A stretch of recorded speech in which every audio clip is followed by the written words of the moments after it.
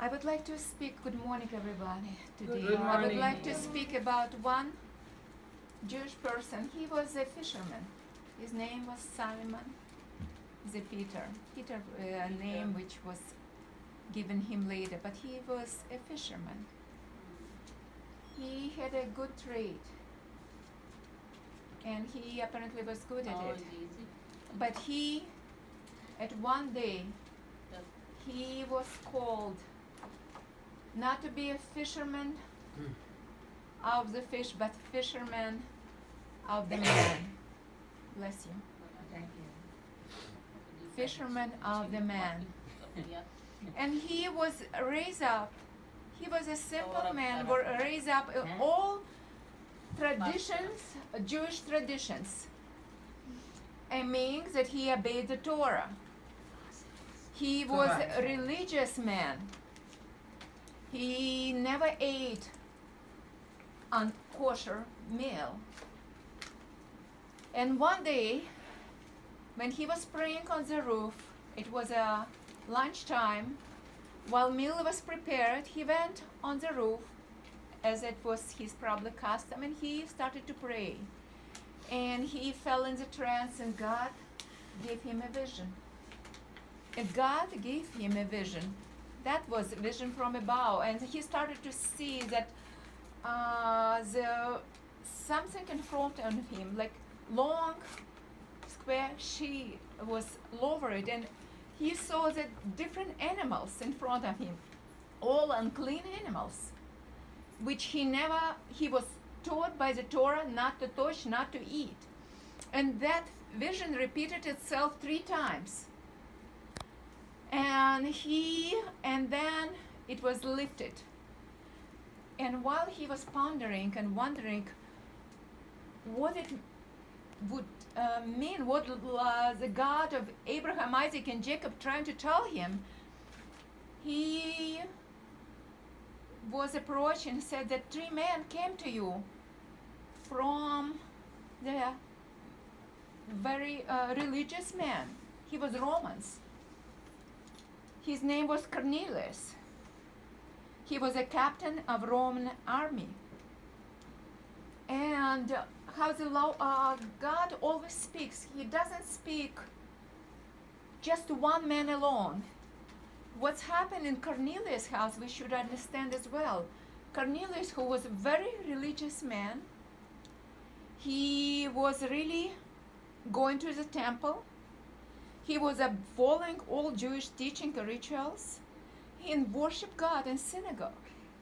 He was worshiping God of Abraham, Isaac, and Jacob. He was giving an alms. He was helping the poor. He was a very religious man, but he was still not saved. And this is what I would like you, my dear ladies, to understand. That religion not gonna save us. And he, in front of him, while he was praying at 3 o'clock, the angel came and he said, Cornelius, your alms and your deeds and your prayers were heard by God, meaning God of Abraham, Isaac, and Jacob. And you should send to Simon the tanner, and you should call the Simon the Peter to come to you, and he will tell you how to be saved. How to be saved. You see, we would wonder why, if God dispatched the angel, why the angel just didn't explain to Cornelius how to be saved. But God he chose to use the weak vessels, instrument, like in your case, it's Wayne, me, Linda, Dr. Gobel, to explain how to be saved.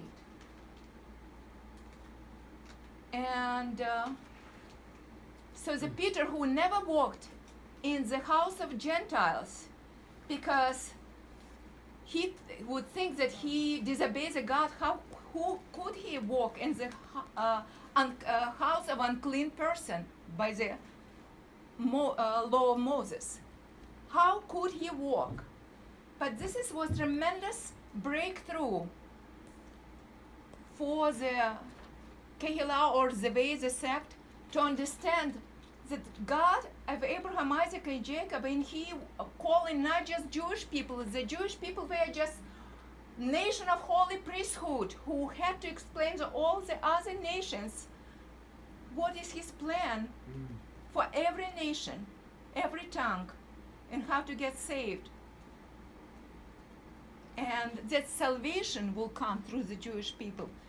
And they failed in many things, but salvation still came. And salvation came through their Son, through the Son of God, Yeshua HaMashiach. And so the Simon the Peter followed those three people, and he came in the house of Cornelius. And he came other people to be witnesses of what's happened, because he was fearful in the ways that he knew that he following the God's leading, but in the same time he still felt that he's breaking the God's law.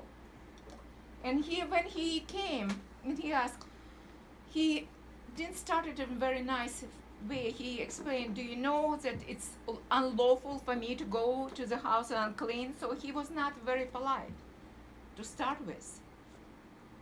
But now when Peter began to speak, and he said, now I realize that it is true that God treats everyone on the same basis. I'm reading from your book, which I asked you to open, 439. Those who fear Him and do what is right are acceptable to Him, no matter what the race they belong.